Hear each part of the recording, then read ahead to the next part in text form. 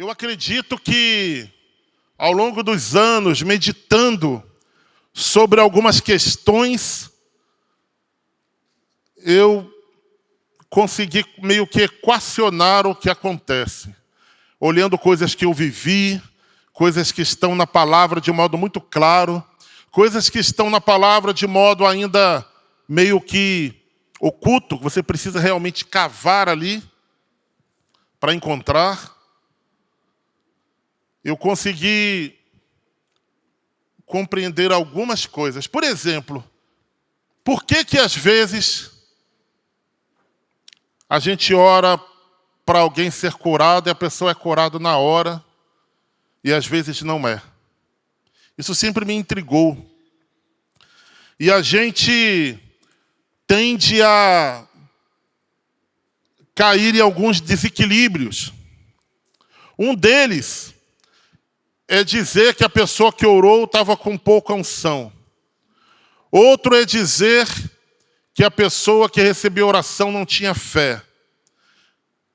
Tem outras coisas que você pode dizer também e que podem levar a algumas conclusões erradas.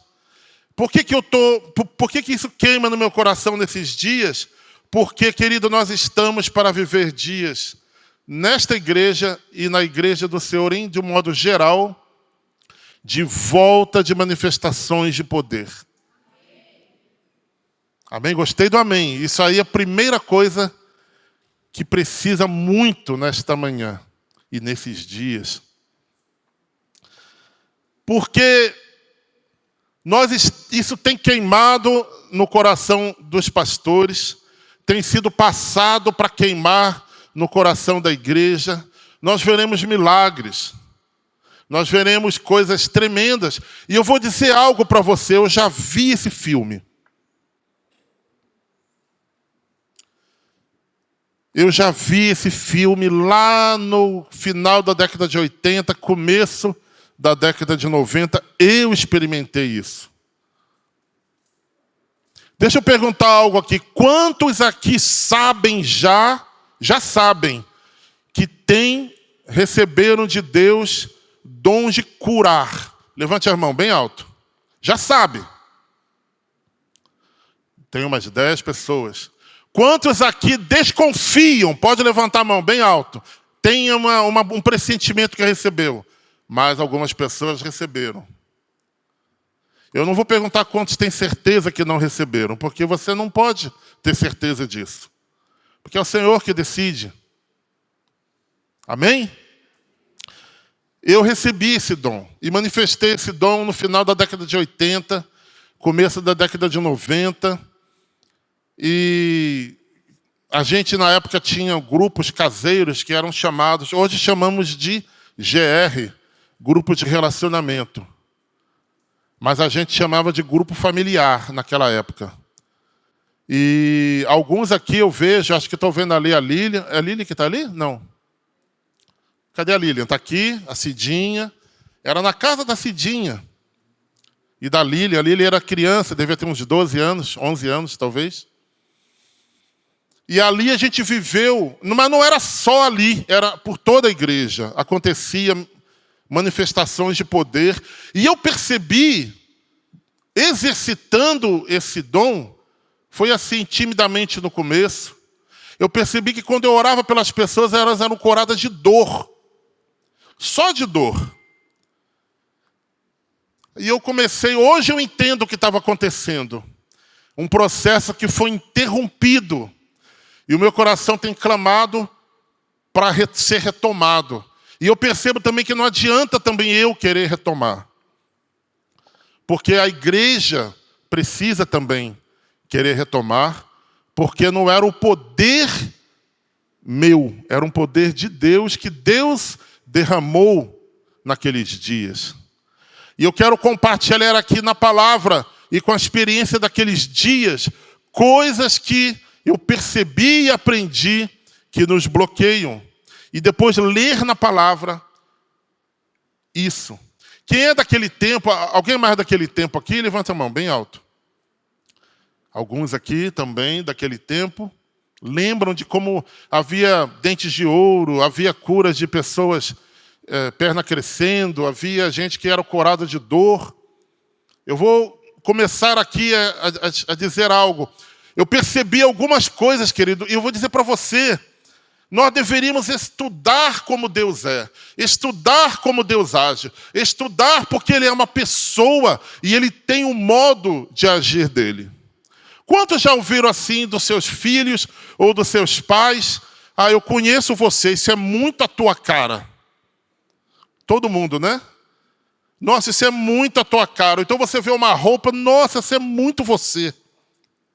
Porque você conhece a pessoa e sabe como ela age, sabe como ela pensa, sabe como ela se veste.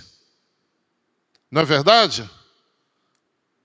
Então você começa a olhar aquilo e deduzir os próximos passos da pessoa. Nós somos previsíveis. E eu deixo te dar uma boa notícia. Deus também tem o seu lado previsível. Quando eu olho alguma coisa acontecendo, muitas vezes, conforme eu vou crescendo em conhecer a Deus, eu consigo perceber se aquilo vem de Deus ou não. Isso ajuda muito na vida. Olha, isso não tem a cara de Deus. Ou então, nossa, isso é muito a cara de Deus. Não é verdade? Isso é muito a cara dele. Ê, Senhor, é o Senhor que está aí, né? Estou vendo. É a tua assinatura. Então, quanto mais a gente vai crescendo, a gente deveria estudar como Deus é. Porque eu percebi algumas coisas. Por exemplo, eu percebi que quando eu orava pelas pessoas com dor, primeiro eu percebi, hoje, não faz muito tempo, que eu tinha o dom de curar dores, porque a fé que eu tinha era suficiente para aquilo. Porque quando você cura dor, não tem nada que te faça tropeçar. Não tem pedra de tropeço para a tua fé ali. A gente vai ver na Bíblia o que é isso. O próprio Jesus foi pedra de tropeço. Olha que palavra perigosa de dar um corte aqui, né? O próprio Jesus foi pedra de tropeço para muita gente, tirando-lhes a fé. Nós vamos ler na palavra. Mas o que eu percebi? Eu percebia que eu tinha que colocar a pessoa numa posição em que ela não sentia a dor naquele momento, se isso fosse possível. Eu perguntava se a dor é onde? No pé. Está sentindo a dor agora? Estou. Está doendo muito. Tem algum modo que você fique que não sinta a dor? Tenho. Sentado. Então senta. Está sentindo a dor? Não. Aí eu perguntava, você crê que o Senhor, diante de tudo que você viu e ouviu nesse ambiente em que estamos, você crê que o Senhor pode curar teu pé? A pessoa falava, sim. Então vamos orar e Deus vai curar. Colocava a igreja toda no ambiente ali no grupo, né, familiar que nós chamávamos, para orar. E 99% das vezes a pessoa era curada. Teve uma vez, uma pessoa foi com o braço engessado. A Cidinha deve lembrar disso. Não sei se vai lembrar. Nós oramos, a pessoa contrariando as nossas instruções, que a gente não mandou, a dor que ela estava sentindo, mesmo com o braço engessado, sumiu, e ela chegou em casa, arrancou o gesso e ficou normal. A gente não mandava fazer nada que contrariasse ordens médicas. Era para ela ir no médico, na consulta, fazer um raio-x, ou seja lá o que fosse, e constatar a cura. Mas ela estava o ambiente era de tanta fé, que ela cortou o gesso e ficou normal. Você lembra? Não sei se a Cidinha está falando que lembra. Depois vocês conversam com ela. E aquilo nos dava uma fé, querido. Quanto mais fé dava, mais fé. A gente estava ficando ousado. Um dia chegou uma prima da minha esposa que era surda. E ela não escutava nada. E a gente começou a orar com ela, insistindo. Outro dia o pastor Marcelo passou um vídeo aí no Instagram que mostrava um homem curando, né? Deus usando um homem para curar surdos em duas situações distintas. E a gente ela começou a ouvir lentamente. E a gente chegou, lembra que a gente pegou um violão, tocou atrás dela, ela com muita alegria colocou que estava escutando o violão. Mas houve uma situação de falta de fé na família em seguida. E aquilo foi cortado, nunca mais ela voltou no grupo. Era para aquilo ter continuado, porque a nossa fé naquela época não era uma fé suficiente para uma cura instantânea, ou talvez não fosse unção suficiente para uma cura instantânea, mas poderia ser desenvolvida. Estava em ascensão, porque começou com uma dor de unha encravada, eu cheguei a orar. Dor de unha, aquela bursite que chama, né? Que dá uma dor no braço.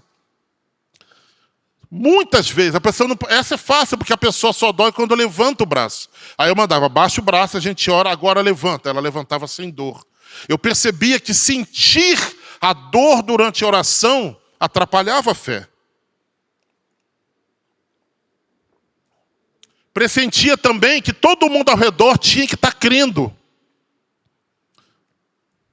Nós vamos ver na palavra daqui a pouco essas coisas acontecendo com o Senhor Jesus. Vocês já sabem, muitos já estão lembrando dos versículos. Mas agora as coisas começam a se encaixar. Eu percebia também, você sabe o que eu fazia? Toda quinta-feira, no que era o dia do grupo familiar, eu jejuava. Não comia nada desde a noite anterior, nada, ia trabalhar em jejum, só ia quebrar no lanche do grupo familiar à noite. E orava, jejuava, orava, muito mais do que eu faço hoje, para minha vergonha. Porque era um dia certo que eu tinha. Então, olha os componentes se agrupando. Havia um avivamento no país. Havia homens e mulheres que buscavam a Deus, jejuavam, oravam. Havia gente que cria. E havia uma fé no ambiente que era desenvolvível. O dom é desenvolvível, ele pode ser desenvolvido. E ele pode também ser apagado.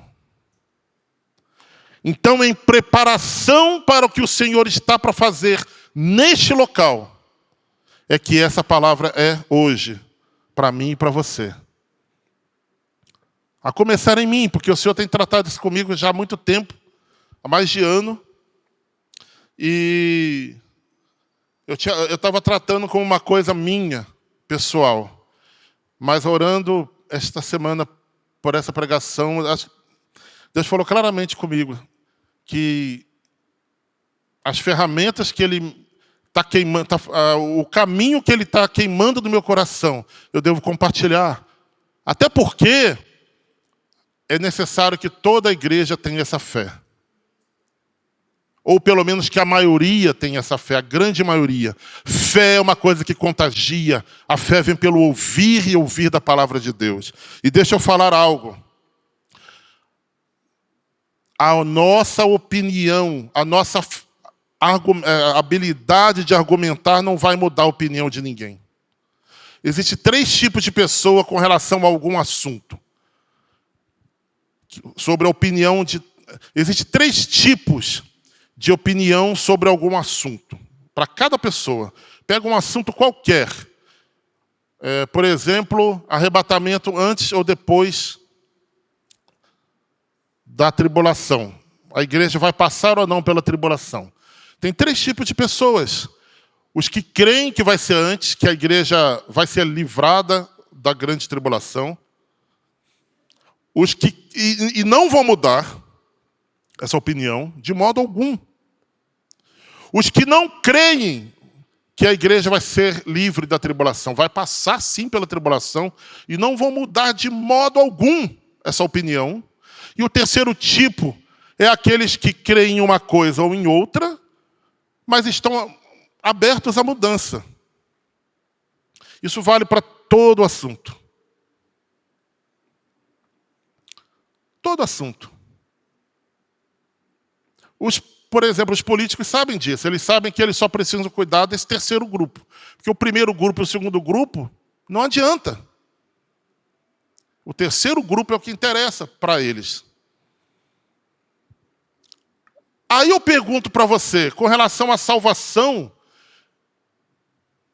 como é que eu faço para convencer uma pessoa que eles precisam se arrepender dos seus pecados? O primeiro e o segundo grupo podem ser mudados. Eu falei que não mudam de modo algum, mas eles podem ser mudados com algo muito chocante. Muito chocante.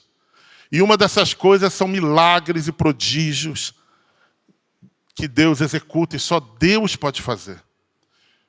Por isso é importante, querido, que nós busquemos desenvolver os dons de manifestações de milagres, de cura, por amor a esses que estão se perdendo e são daqueles cabeça dura do primeiro grupo que não creem em nada. Ou tem uma opinião, vou chamar aqui de primeiro grupo, que não creem que Deus existe, por exemplo, ou que o Senhor é Deus, ou não creem na salvação, e tem isso muito sólido, seja por tradições familiares, seja porque estão numa religião de engano, seja porque não creem, aprenderam de modo errado, mas aquilo está enraizado na cultura, tão forte. Vou dar um exemplo meu, muito simples. Um dia eu estava no carro com um casal amigo, eu era recém-casado, devia ter uns 4 anos de casado ou 3, acho que menos até. E eu falei assim, nossa, me dá uma dó dessa pessoa. E a irmã lá me corrigiu, falou, não é uma dó, é um dó. Eu falei, o quê? Eu gosto muito de português, né? Quem me conhece sabe que quando eu tenho intimidade com a pessoa, eu corrijo, até no WhatsApp, meus filhos sofrem. Não deixo escrever nada errado, sem vírgula, sem ponto. Mas eu também gosto de ser ensinado, gosto muito que me falem também quando eu falo algo errado, porque não sou professor de português, mas aquilo que me ensina eu aprendo e uso. Quando ela falou para mim que dó era substantivo masculino, eu não acreditei. Eu fui no dicionário, cheguei em casa, não tinha internet naquela hora para eu, nem celular existia. Estou falando aí de 92, por aí. Não, 94, 95. Peguei lá, eu entrei na verdade, eu fui num livro, dicionário mesmo. Eu tinha um calhamaço, né, que chama, de papel lá, um livrão. Fui lá, dó, substantivo masculino. O certo é falar, me dá um dó. Quantos não sabiam disso também agora aqui? Levanta a mão. Quantos não sabiam? Olha lá. Todo esse pessoal aí, tem eu acho que uns 15%, 20% aqui, falavam, me dá uma dó. Eu vou dizer para vocês uma coisa, eu fiquei tão chocado. Eu falei assim, olha, você está certo, eu vi depois, mas eu me recuso a falar assim. E é muito feio falar um dó. Então, eu nunca mais tive dó de ninguém. Foi o que eu fiz. Porque eu me recuso a falar, me dá um dó. E eu vejo muita gente falando, me dá um dó. Minha esposa mesmo fala, me dá um dó. Gente que cresceu em outra região, que aprendeu a falar corretamente. Eu te garanto, você não vai me ouvir falar um dó, me dá um dó. Porque é muito feio para mim. Agora imagina alguém que cresceu a vida inteira acreditando numa certa coisa com relação a Deus. Como que essa pessoa vai mudar, querido?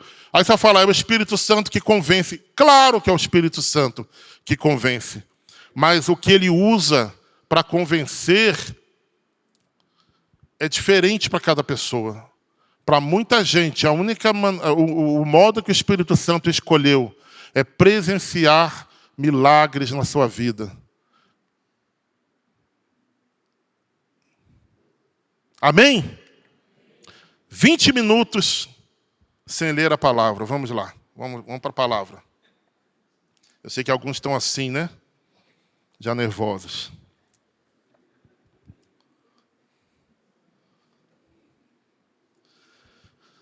Primeira coisa, eu vou mencionar Hebreus 11:6. Lá diz que... Você pode abrir. Abre lá em Hebreus 11:6.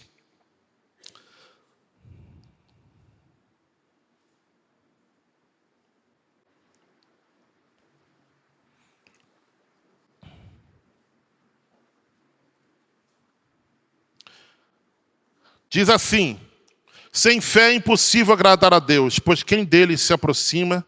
Aliás, a parte A só, que todo mundo conhece. Sem fé é impossível agradar a Deus. Paramos sempre aqui, né? Aí, se você continuar lendo, você vai ler o seguinte: pois quem dele se aproxima precisa crer que ele existe e que recompensa aqueles que o buscam.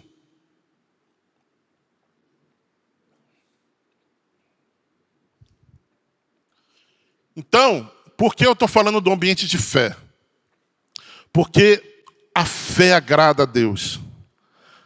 Agrada muito a Deus. E a gente pode concluir que a falta de fé desagrada a Deus. Eu tenho certeza que todos aqui lembram de momentos da vida em que tiveram muita fé e venceram uma batalha. E sentiram que o papai estava feliz com você. Eu quero que você feche os olhos agora e lembre de um desses momentos. Traga a memória. Sabe, te deu parabéns por você ter conseguido ter fé naquele momento. Eu não estou falando... Eu vou explicar por que eu estou falando isso. Se alegre com você mesmo. Em Deus, obviamente.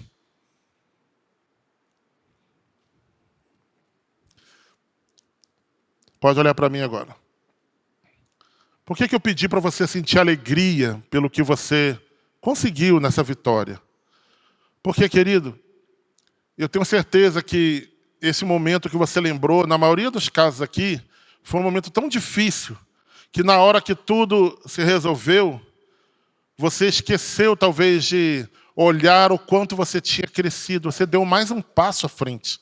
Esqueceu de se alegrar com o crescimento que você teve naquele momento. Às vezes passamos por batalha.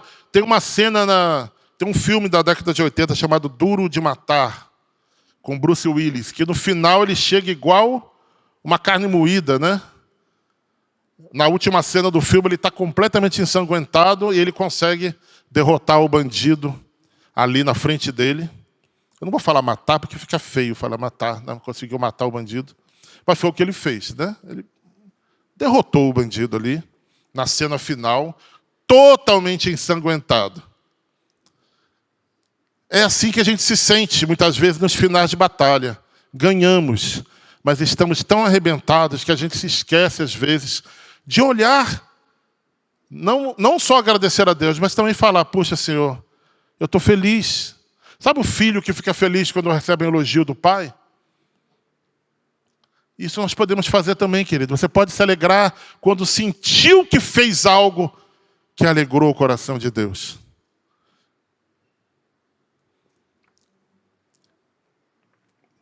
Aí, eu começo a me lembrar de vários momentos da palavra em que o Senhor disse isso. Lembra do centurião? E daquela mulher cananeia orando pelo filho dela, aquela dos cachorrinhos? Ele falou assim, nem Israel viu fé como essa. Ele surpreendeu o Senhor Jesus. O que eles fizeram. Depois você pode ler, anota aí. A cura do servo do centurião e a cura da filha da mulher cananeia. Busca depois. Não dá tempo de ler tudo aqui. Esse tema daria um seminário, na verdade. É muito amplo. A gente vai resumir. Eu vou contar que você vai chegar em casa e vai estudar isso ao longo dos... Não só hoje, dos próximos dias. Ele se alegrou. Eu também lembro de vezes, várias vezes, que o Senhor disse claramente que o que curou aquela pessoa foi a fé dela. Eu lembro daquele homem que desceu do teto, ali, né, na cama.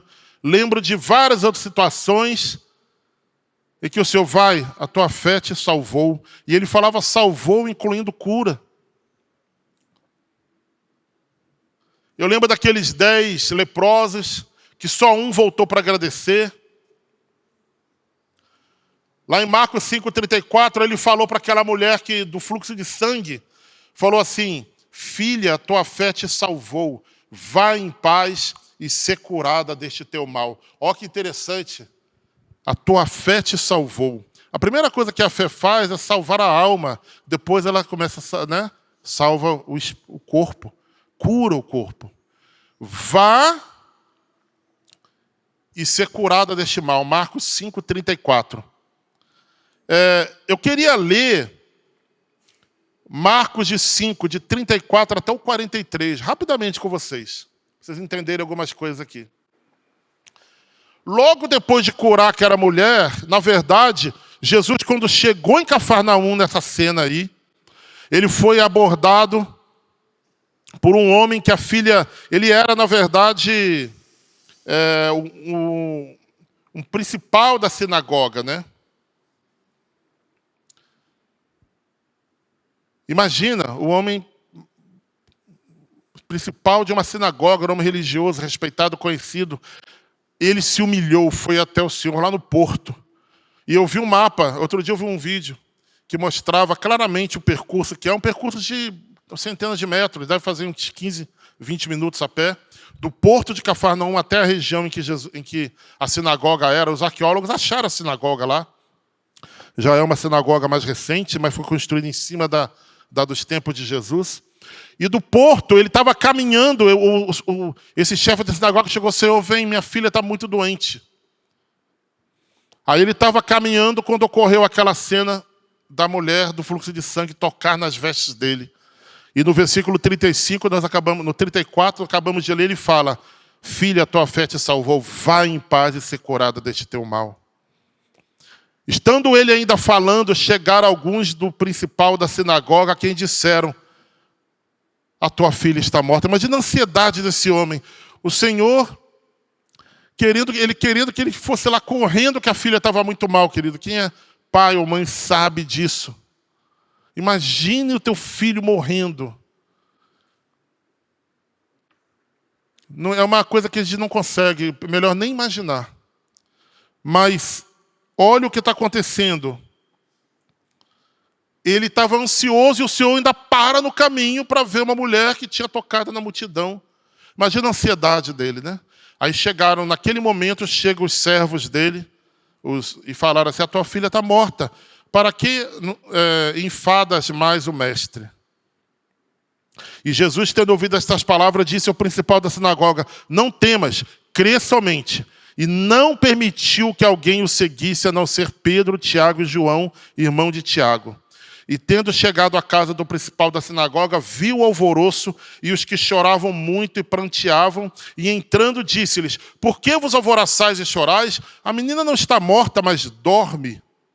E riam-se dele. Porém ele, tendo-os feito sair, tomou consigo o pai e a mãe da menina e os que com ele estavam, e entrou onde a menina estava deitada. E tomando a mão da menina, disse-lhe: Talita cumi, que traduzido é: menina, a ti te digo, levanta-te. E logo a menina se levantou e andava, pois já tinha 12 anos, e assombraram-se com grande espanto, e mandou-lhes expressamente que ninguém o soubesse, e disse que lhe dessem de comer. Algumas coisas do que eu falei durante a introdução, dos 20 minutos iniciais dessa pregação, estão contidas aqui. Primeira coisa, lá no versículo, eu não tenho o número aqui na minha anotação, mas lá no começo ele diz: não permitiu que alguém o seguisse, porque ele já tinha visto que os caras declararam que a menina estava morta para não incomodar mais, falta de fé. Já estava ali. Eles poderiam ter dito: olha, igual, eu não lembro quem que falou, mas já teve um episódio em que foi falado assim para ele: olha, o centurião, né, que eu mencionei agora há pouco, foi um deles. O servo dele estava muito doente, ele falou: Senhor, não precisa nem ir lá. Fala uma palavra que... Eu sei como é que a autoridade funciona. Fala uma palavra e ela vai ser curada. E aquilo é muita fé. O contrário disso é o que você viu aqui. Eles podiam ter dito: Senhor, ela morreu, mas eu já vi o Senhor agir. Se o Senhor enviar uma palavra daqui, não precisa nem ir lá, o espírito dela volta para o corpo. Eles poderiam ter dito isso, mas não disseram. Eles disseram: não enfades mais o mestre. Por quê? Ela está morta. Morreu, acabou.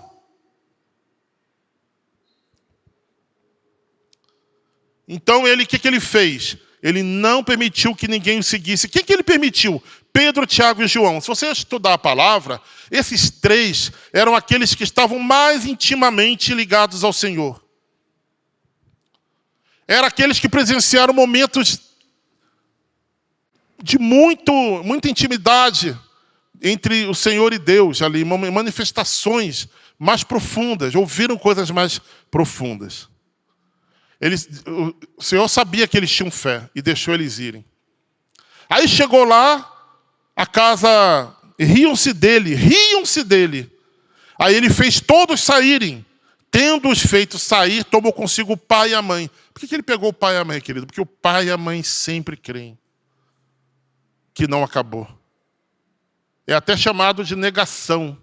Quando ocorre uma tragédia com alguém, os psicólogos ensinam que há a fase da negação.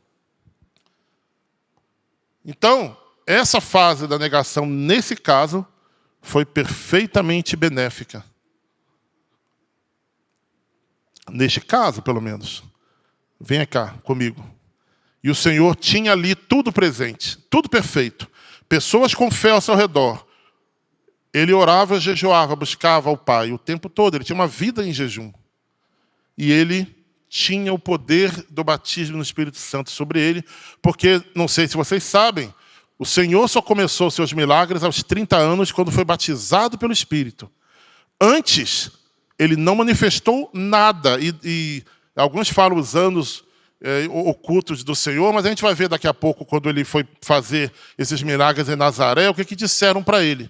Ficaram surpresos, porque ele nunca tinha feito nada, era um carpinteiro. Então, tudo que Jesus fez na terra foi pelo revestimento do Espírito Santo.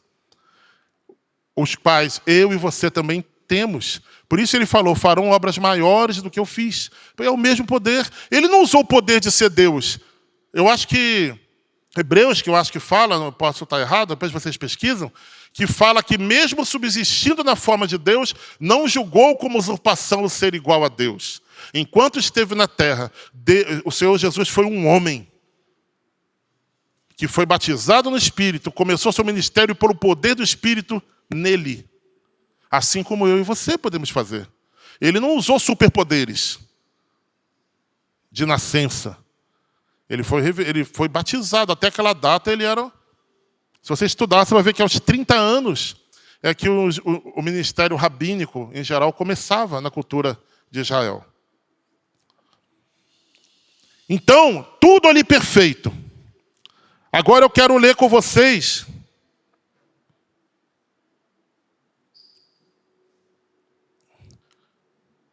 Jesus em Nazaré, Marcos 13. Abra lá.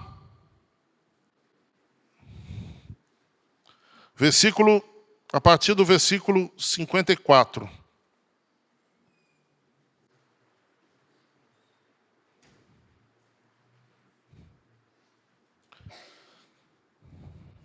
Opa.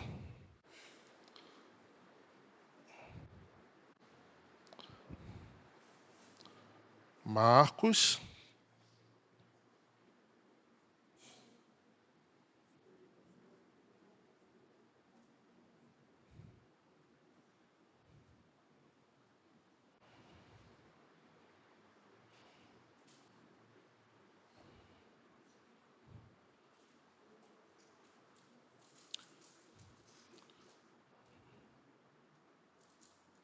Eu anotei errado aqui, querido. Só um minutinho que eu já vou passar para vocês.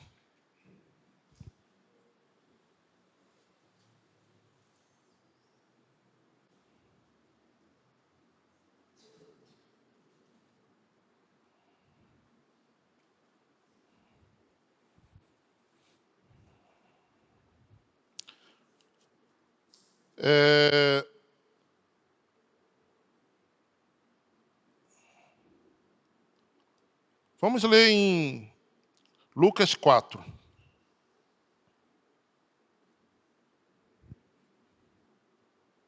Versículo 14.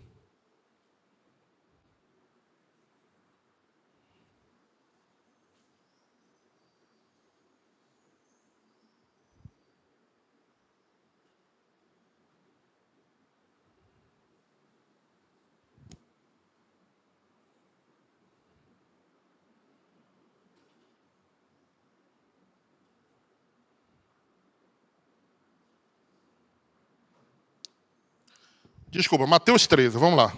Estava lendo coisa errada. Mateus 13.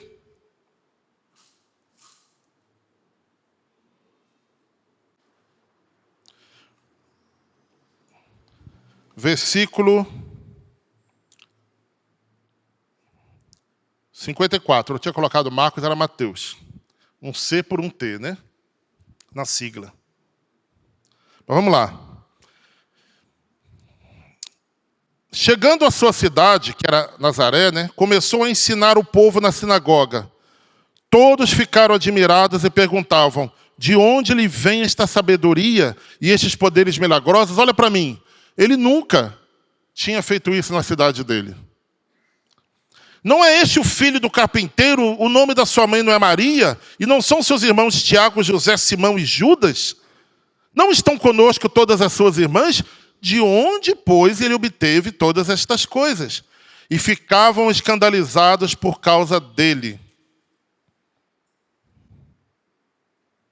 Mas Jesus lhes disse: só em sua própria terra e em sua própria casa é que um profeta não tem honra. E não realizou muitos milagres ali por causa da incredulidade deles.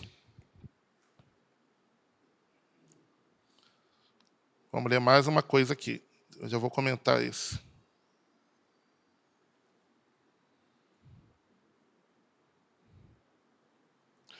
O que acontece?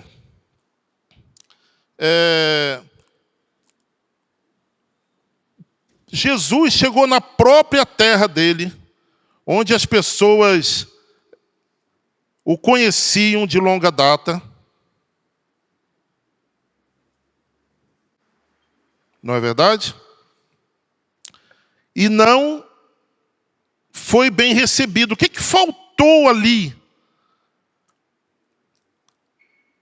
É um fenômeno muito conhecido por pastores, querido.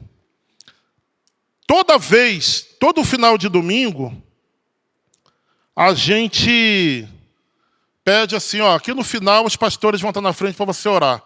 Vem 2, 3 pessoas, quando vem. Quando vem pastor de fora, lota assim na fila de gente. O que acontece? Uma das coisas é que talvez seja porque vocês nos conhecem, né? Ah, pastor Paulo, pastor Marcelo, eu estou aqui há anos, nunca vi um milagre sair desses caras, né? Estou exagerando. Porque eu já vi, né? Assim. Mas é o que está na mente. Ah, eu vou lá, não vai acontecer nada, porque nunca acontece. Mas quando vê um pastor de fora, parece que tem uma chance maior de acontecer algo inesperado. Aí você tem mais fé. E Jesus sabia disso, ele falou, olha, nenhum profeta tem honra na sua própria casa, mas é por isso. Porque a expectativa é pouca, parece, né? Você tem pouca expectativa. E nessa parte aí, em que fala, lá no versículo... tem algumas traduções que no versículo 57... Na NVI que nós acabamos de ler, fala que eles se escandalizaram com Jesus. Mas em outras traduções, a tradução brasileira e outras, dizem, ele servia de pedra de tropeço. Jesus servia de pedra de tropeço para aquele povo. Quantos tem essa tradução? Levanta a mão. Aqui, assustadoramente, ninguém. Mas tem na tradução brasileira, que é uma tradução muito boa. O pastor Marcelo gosta muito dela. Deixa eu ver na revista atualizada como é que está. Provavelmente não, né? Que a maioria aqui deve estar usando a revista atualizada. Mas é isso que no original quer dizer, tá? Quando fala que se escandalizaram, ali foi o seguinte, foi no sentido de ser pedra de tropeço. Por isso eu falei que o Senhor, o próprio Jesus foi pedra de tropeço ali. Deixa eu ver aqui o 54. E escandalizavam-se nele. Aqui está mais claro do que na NVI. E escandalizavam-se nele. Aquilo era um escândalo para eles. Jesus foi uma pedra de tropeço. Quem tiver a Bíblia no software, no aplicativo de celular, pode colocar a tradução brasileira e ver. Vamos lá. Por que eu pedia que a pessoa se sentava? Eram coisas que eu fazia porque eu aprendi que dava certo. Se eu deixar a pessoa sentir dor, não vai dar certo. E a minha fé não era suficiente para uma pessoa que chegasse ali sem um braço, crescer um braço. Porque eu estou vendo o braço ali faltando. É necessário um nível de fé muito maior do que o que eu tinha na época. Mas deixa eu te dizer algo. Se eu não tivesse interrompido o processo que se iniciou, e se você também, que já experimentou isso, não tivesse interrompido, hoje teríamos muito mais milagres e maravilhas ocorrendo no nosso meio. E foi o diabo que investiu contra a nossa fé, nos colocando dúvidas, nos colocando preocupações. Eu vou ler para você aqui mais um versículo. Paulo, deixa eu perguntar algo para você. O que será que aconteceu quando Jesus não pôde curar muitos ali em Nazaré? Será que teve essa cena assim? Vem cá, meu filho. Vamos lá, o Senhor cura. Está curado? Não. Ah, puxa vida. Vai, deixa eu ver o outro. Vamos ver o outro. Será que aconteceu isso? Será que Jesus orou por alguém para ser curado? Ele não foi curado? Não. O que aconteceu foi que a pista do que aconteceu lá está aqui, com Paulo.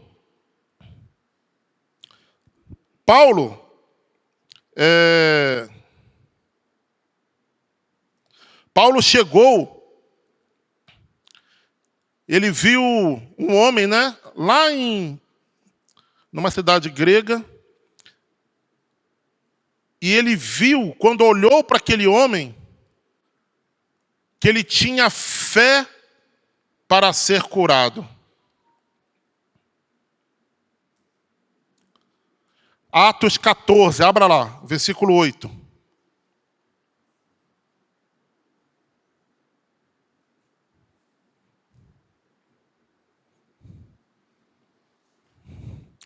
Querido, não se engane.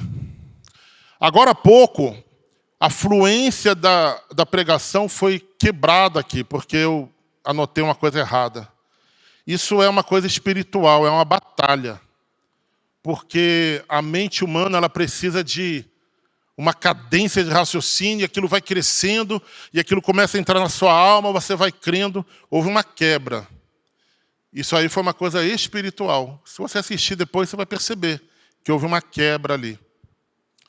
Por quê? Porque o diabo tem medo. O mundo espiritual maligno tem medo quando a igreja acordar novamente para os dons e para os milagres que o Senhor vai fazer. Amém? Glória a Deus. Paulo, versículo 8, Atos 14, versículo 8, diz assim: em Listra, costumava estar assentado certo homem aleijado, paralítico, desde seu nascimento, o qual jamais pudera andar. Esse homem, eu vou falar, Paulo, que, fixando nele os olhos e vendo que possuía fé para ser curado, disse-lhe em alta voz: apruma-te direito sobre os pés. Paulo teve um discernimento. Quem tem o dom de curar, geralmente tem um discernimento também espiritual para perceber a fé na pessoa. Jesus ele não orou em vão por quem não tinha fé. Assim como Paulo também não fazia isso. Por que ele vai orar por alguém e ele está vendo que a pessoa não vai ser curada? Ele estava nesse nível. Agora, o que eu quero te encorajar? E me encorajar também. Eu confesso que muitas vezes deixei de orar por cura, por medo de passar vergonha. Mas eu percebi o seguinte, que para retomar um dom que eu sei que Deus não tirou, eu sinto isso. E para você também. E depois de desenvolver esse dom, a gente podia ler versículos que falam sobre desenvolver os dons.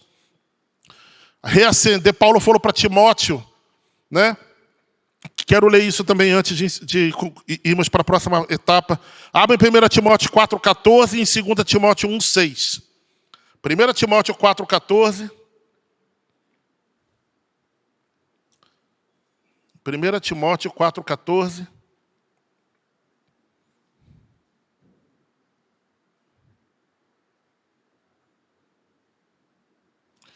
Diz assim: não te faças negligente. Eu vou ler na NVI, porque fica um pouco mais claro. Não negligencie o dom que foi dado a você por mensagem profética com imposição de mãos dos presbíteros. Seja diligente nessas coisas, dedique-se inteiramente a elas, para que todos vejam o seu progresso. Para aí. Ele está falando aqui que um dom foi ministrado por imposição de mãos. Está falando também para não negligenciar, porque haveria um progresso. Se há um progresso, pode haver um regresso. Foi o que aconteceu comigo, foi o que aconteceu com você. Provavelmente. Negligenciamos, querido. Abra agora lá em 2 Timóteo 1,6. Rapidamente. Eu estou preocupado com o tempo. Mas eu espero ter a atenção de todos ainda. Por esta razão, Paulo falando para Timóteo, torno a lembrá-lo de que mantenha viva a chama do dom de Deus que está em você, mediante a imposição das minhas mãos. Pois Deus não deu espírito de covardia, mas de poder, de amor e de equilíbrio. Alguns leem isso aqui e entendem que Paulo está falando da ousadia, que Timóteo era muito tímido.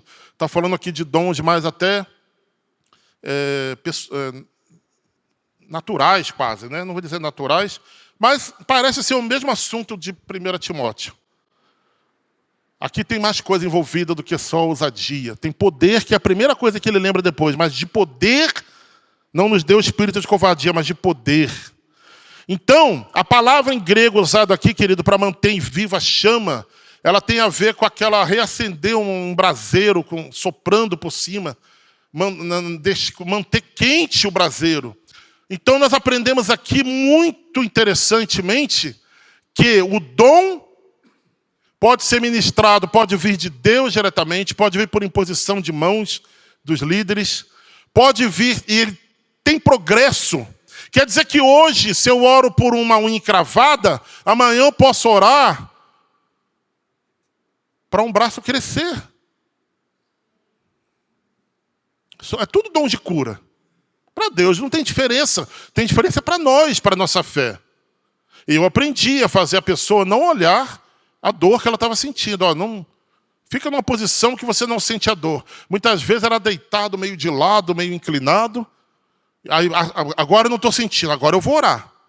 Porque é mais fácil para você não sentir a dor, receber uma oração de cura e depois for mexer e não encontrar a dor, do que estar sentindo a dor. Tinha uns que sentiam a dor o tempo todo, sentia queimar e a dor sumia enquanto orava, mas eram menos pessoas assim. Aí quando você orava por um era curado, a quantidade de gente com fé aumentava e o ambiente de fé vinha, querido. Quando aconteceu o primeiro grande milagre diante de você, a tua fé vai crescer muito e vai ser um multiplicador. E aqui em 2 Timóteo, a gente vê agora que esse dom pode ser negligenciado. Foi o que eu fiz. Foi o que você provavelmente também fez. Eu posso falar por mim. Mas eu digo uma coisa para você, eu vou retomar. E essa noite, essa manhã, é para nós retomarmos. Amém? Eu queria agora que a gente fizesse algo aqui. Vamos começar com algo simples, vai ser só isso. Vamos fazer um exercício aqui. Porque a palavra manda desenvolver os dons. Eu vou pedir que você, quando eu pedir, você vai ficar de pé. Aquelas pessoas que levantaram, que têm certeza que tem dom de curar. Eu vou pedir você que tem alguma dor. Você vai ficar de mão erguida. Alguma dor. Alguma coisa que está no alcance da nossa fé atual.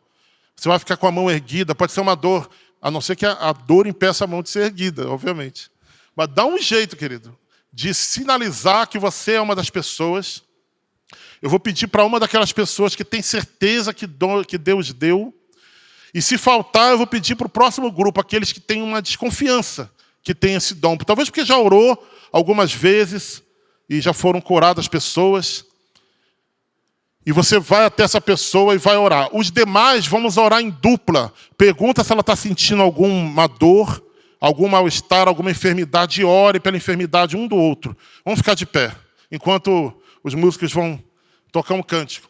Quem está sentindo alguma dor nesse momento que é a oração? Levanta a mão bem alto. Várias pessoas. Fique com a mão erguida. Quem é um daqueles que falaram e não é que está com dor? Vai até um desses. Ore, começa a orar pela pessoa, ministra a cura. Querido, quantos creem que o Senhor é Deus para curar? Levanta, diga amém. O ambiente de fé neste lugar. A outra coisa que eu queria encorajar você, eu não estou vendo várias pessoas sozinhas. Por favor, se ninguém for, eu vou pedir para a minha esposa, ore com alguém. Outra pessoa, então, que queira orar, pode ir.